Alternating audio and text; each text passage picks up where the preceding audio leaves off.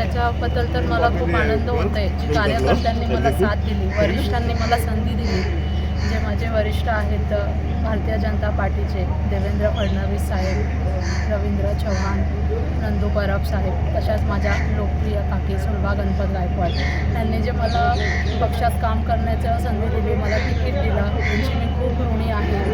आणि क्रमांक 14 ची मतमोजणी लवकरच सुरू करणार आहे.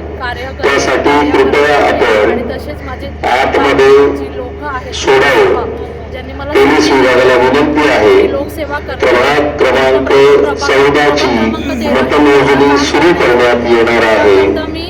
त्यासाठी आलेले प्रतिनिधी, मतदान प्रतिनिधी, उमेदवार, त्यांचे प्रतिनिधी